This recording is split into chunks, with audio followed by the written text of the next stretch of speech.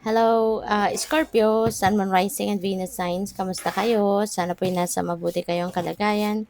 Welcome back po sa Star Tarot. At kung bago kayo rito, welcome din po kayo. Please subscribe, like, share my videos, and leave me a comment kung naka-resonate po kayo. So, Scorpio, ganito muna po ang paraan ng ating pagkukuha ng cards. Kasi hindi po ako, pasensya na, hindi po ako nakakapag-shuffle ng cards kasi masakit po ang aking mga kamay.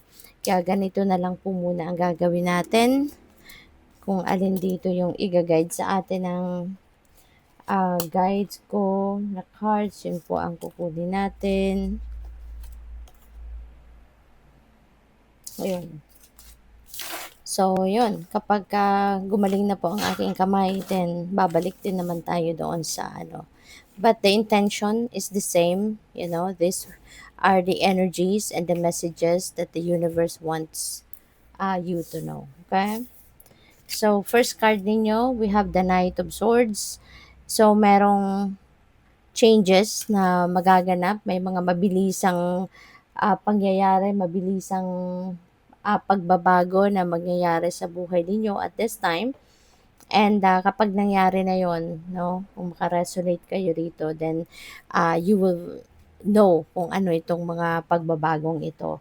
But kailangan lang na lagi kayong handa. No? You just need to be ready for anything. Kailangan lagi lang kayong physically, mentally, emotionally, and spiritually fit and ready, no? Para sa mga pagbabagong ito. Kasi pa pwedeng mabilis, no, ang transition dito. Mabilis dapat yung takbo din ng pag-iisip ninyo rito, mabilis kayong makapag-isip, makapagdesisyon, and yun lang, lagi lang ninyong pakinggan, no, ang inyong intuition para nang sa gayon marinig ninyo yung gabay sa inyo ng Divine Universe. Okay?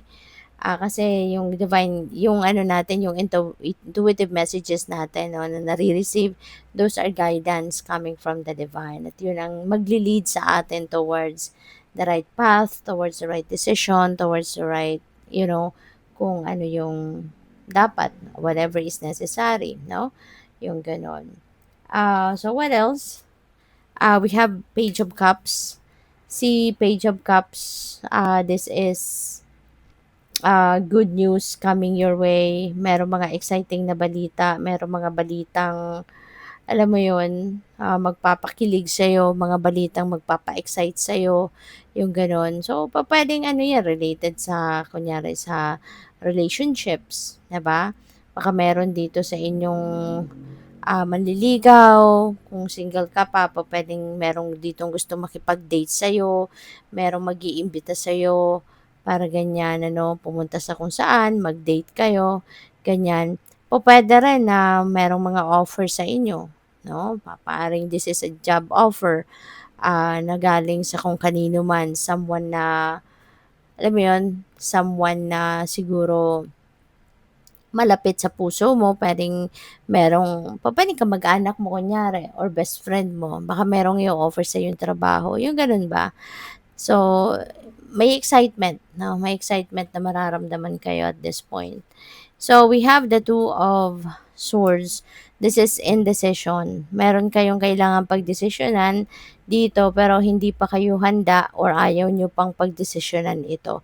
So, this could be related to this, 'di ba, opportunity. Kasi maaring hindi lang isa ang oportunidad na kumakatok sa iyo sa ngayon. It could be two or more, 'di ba, or marami pa.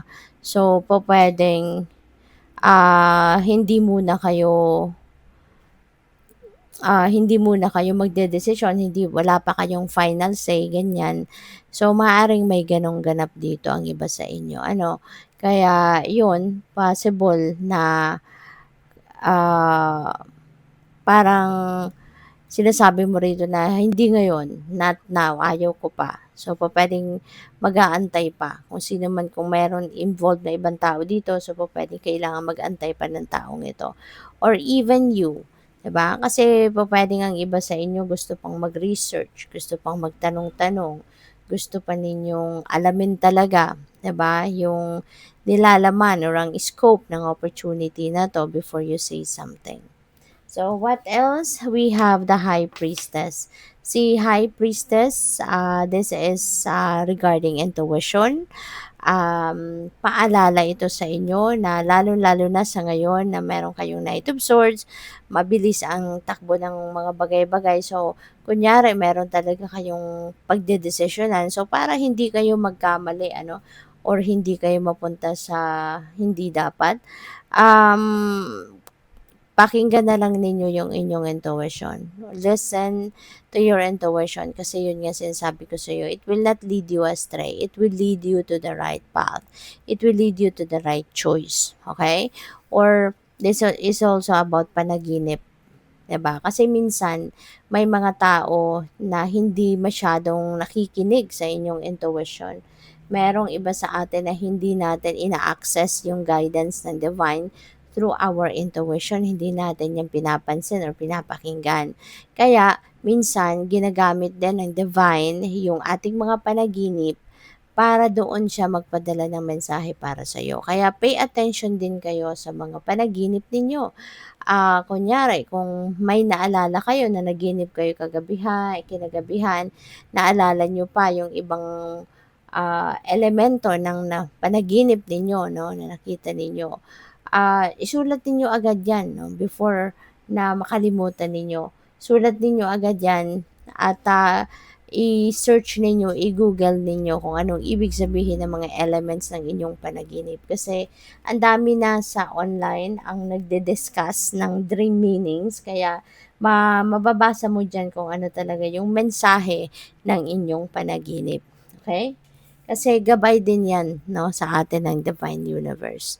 So, we have the Four of Swords, ayan. So, maybe ang iba sa inyo pagod, ang iba antok, ganyan. So, parang alam mo 'yun, kailangan mong bumawi 'no, sa inyong katawan. Kailangan mong magpahinga, kailangan mong matulog, 'di ba?